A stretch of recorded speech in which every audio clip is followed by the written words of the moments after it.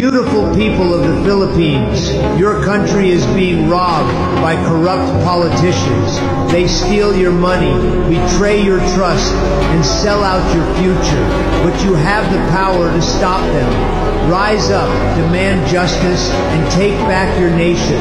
The world is watching. Be brave, be bold, and fight for the Philippines you deserve. God bless you.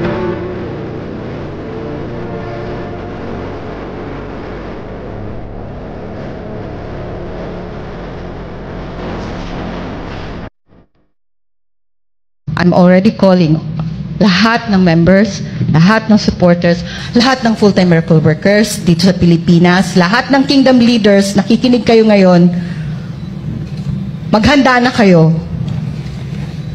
kasi dire-diretso na to. Tayo na ang pupunta sa Malacanang.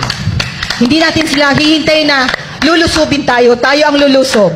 This time, Malacanang, hintayin nyo kami. Hindi kami maghihintay kay Tore. Kami ang hintayin nyo. 8 million Filipinos, 8 million kingdom members. This is now a call for us to rise up. Magandang gabi sa inyong lahat, sa lahat po ng mga kingdom citizens, sa lahat ng mga full-time miracle workers, at sa lahat ng mga tagasunod sa kingdom ministry, sa lahat ng ating mga kaibigan, ating mga supporters dito sa Pilipinas at sa makiisa kayo sa 16, 17, 18 o sa lahat ng pagtitipon ng not only INC, kayong mga kaparian, tayo lahat mga Katoliko, Muslim, kahit anumang relihiyon ninyo. Panahon na para tapusin ang bangag administration. Kaya nga, patalsikin nyo, i-pressure nyo, pumunta kayo sa Menjola, pumunta kayo sa malaking pagtitipon. At yung mga kapulisan na yan, mga kasandala na yan, sasama yan sa atin. Kaya ngayon, natataranta na si Bangag. Matatanggal na yung mga na yan. Maawa kayo sa mga bata, maawa kayo sa kinabukasan ninyo. Ako, kung may power lang ako, tanggal na lang, hindi lang tanggal ang mangyayari sa mga yan. Diba sabi ko, ilibig sa kumunoy yang mga yan. Sobrang kawawa ang taong bayan. Pahinog na! Gising na! Hey, hey, hey!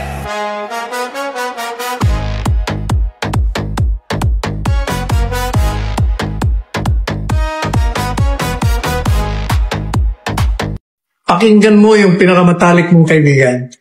Gumawa ka na ng dapat mong gawin. Kung hindi, baka ngayong Pasko, wala ka na sa Malacanang. Yan o, hindi galing mo sa akin yan.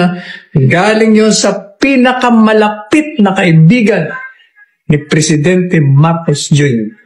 Kapag nag-antay ng eleksyon sa Inday Sara, baka hindi siya manalo. Ako'y naninindigan po doon. Pag hindi natanggal si Marcos Jr. bagong 2028 at kapag nakaupo pa rin si Marcos Jr. sa 2028 at magkaroon ng eleksyon, hawak ni Marcos Jr. mga makina, hindi niya pananalunin si Inday Sara Duterte. Tandaan niyo yan.